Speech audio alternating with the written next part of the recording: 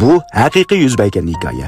Kirodiyaning kichik bir bozorda bir bovay eshik oldidan bir laylak qush tepib olibdi. Uning butun badani qonga bo'yalgan bo'lib, qonati ovchilar tarafidan yodlangan edi.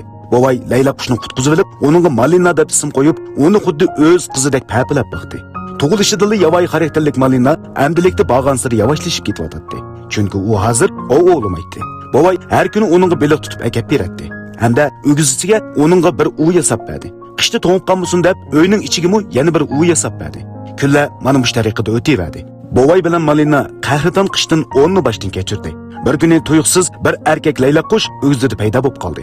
Malinaning xushal holatiga qarab Bovay uning muhabbatlashganligini bildi. Shuning bilan yo'g'on uvdan birini yasab, ularga to'y hujjasi qilib berdi. Hamda erkak laylak qushiga Akir deb ism qo'ydi.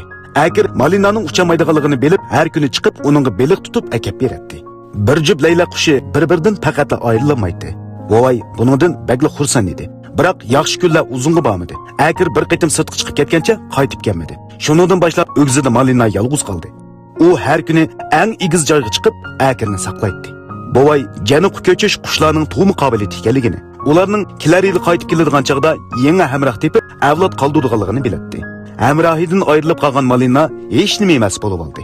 Bovay uni ochliqdan o'lib qolmasin deb uningga majburiy bir narsa yetkazdi. Bovayning ko'ynib beqishi bilan Malina asta-asta saqiyishga boshladi. Biroq burunqidek sho'x emas edi. Shunda qilib 4 oy qahriton sovuq o'tib ketdi. Havo illigan ma'lum bir kuni osmonda bir qor ko'langi paydo bo'ldi. Aslida Akir qaytib kelgan edi. Bir qush mutaxassisi Bovayga Akirning Kirodiya bo'yicha eng keyin janubga ko'chib, bu yil atyozda eng baldur qaytib kelgan qush ekanligini aytib berdi. Janubga berib kelish uchun 32,000 kilometrlik masofani besishga to'g'ri keladi. Jam bo'lish vaqtini ozroq bo'lsa ilgari surish uchun Akir to'p qoidasiga xiloflik qilib, laylak qushlar ichida janubga hammadan keyin minib, atyozda hammadan baldur qaytib keladi. Mushuna qilib bu bir jup qushning muhabbati hikoyasi 10 yil davomlashdi. 2017-yil atyozda qoida bo'yicha qaytib keladigan Akir qaytib kelmadi. Bovay qushlarning Kirodiyadan janub qarab uchadigan yo'l liniyasini tekshirib, qushlarning Livandan uchib o'tadiganligini, har yili nurg'unlagan janub qarab uchib mangan qushlarning bu yerda ovchilar tarafidan ovlanib o'lib ketadiganligini bildi. Bovay ovlangan qushlarning surtini ko'rib qattiq azoblandi. Balkim Akirmi ovchilarning hujumga uchragan bo'lishi mumkin edi.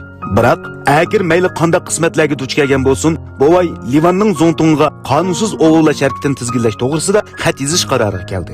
U Akirning peydan bir tal qalam yasab, bir jup laylak qushining muhabbat hikoyasini yozib chiqdi.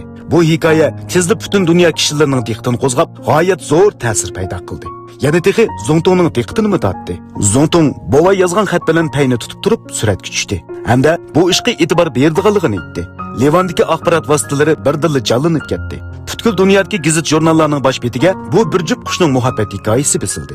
Bozordagi ammo Malina uchun 24 soat bevosita ko'rsatilgan sin apparat to'g'rilab berdi. Hamda bu shahardagi cho'ng ekranda ko'rsatildi. Bu orqali ko'pchilikni qushlarni qo'g'dash xizmatiga diqqat qilishga da'vat qildi. Qushlarning janubga ko'chirgan kunlarga oz qolganda ko'pchilikning hammasi Akirning baxtsizligidan o'kinib turgan paytda to'yuqsizda bir tonish qush gavdasi paydo bo'ldi. Butun badani yodlangan Akir qaytib kelgan edi. Ekran oldidagi ko'rinmalar guldir qaras olqish yanglatdi. Hammalarning ko'zlari issiq yoshga to'ldi. Naq maydondagi qizlarning hammasi yigitlarning to'y taklifiga qo'shildi.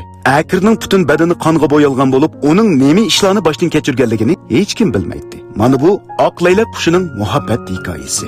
Gerçi bu hikoya qushlar o'rtasidagi muhabbat hikoyasi bo'lsa-mu, lekin yanada insonlarning o'ginishiga arziydi.